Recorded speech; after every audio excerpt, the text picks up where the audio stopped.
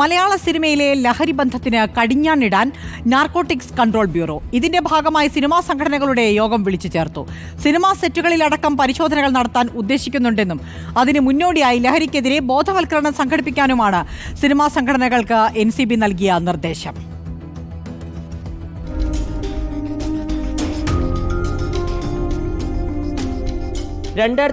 ലെ Shine Tom ചാക്കോയ്ക്കെതിരായ cocaine case മുതൽ കത്തിക്കേറിയ വിവാദം. ഈ കേസ് രജിസ്റ്റർ ചെയ്ത് 10 വർഷം തികയുമ്പോൾ സിനിമാ മേഖലയിലെ പലരും ലഹരി കേസുകളിൽ പ്രതികളാണ്.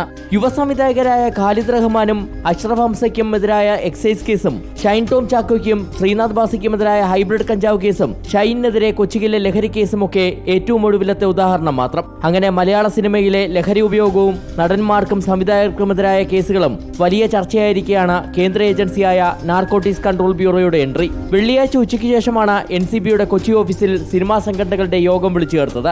മലയാള സിനിമയിലെ ലഹരി ഉപയോഗം സംബന്ധിച്ച് കൃത്യമായ വിവരങ്ങൾ തങ്ങളുടെ പക്കലുണ്ട്. ഇതിനു പുറമെ സമീപകാലത്തെ കേസുകളുടെ വിശദാംശങ്ങളും ശേഖരിച്ചിട്ടുണ്ട്.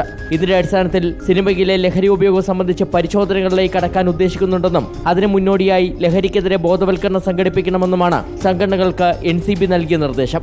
സിനിമാ സെറ്റുകളിലടക്കം ലഹരി ഉപയോഗം സംബന്ധിച്ച് പരാതികളുണ്ടെങ്കിൽ അറിയിക്കണമെന്ന് നിർദ്ദേശമുണ്ട്. NCB വിളിച്ചത് കേരളത്തിൽ നടക്കുന്ന എല്ലാവർക്കും അറിയാവുന്ന കാര്യമല്ലേ. അപ്പോൾ അതിനെ സംബന്ധിച്ച് NCBക്ക് സംസാരിക്കാനുണ്ടായിരുന്നു, സംസാരിച്ചു, അത്രേ ഉള്ളൂ. അതിൻ്റെ തുടർന്നുള്ള കാര്യങ്ങൾ അവർ ബ്രീഫ് ചെയ്യാന്ന് പറഞ്ഞിട്ടുണ്ട്. ഒരു പ്രാഥമികമായിട്ടുള്ള ചർച്ചയ്ക്ക് വേണ്ടി വിളിച്ചത്. പരിശോധന തീർച്ചയായിട്ടും ഉണ്ടാവും. NCBയുടെ പരിശോധന ഉണ്ടായാൽ പൂർണ്ണ പിന്തുണ നൽകുമെന്ന് AMMയും പ്രതികരിച്ചു.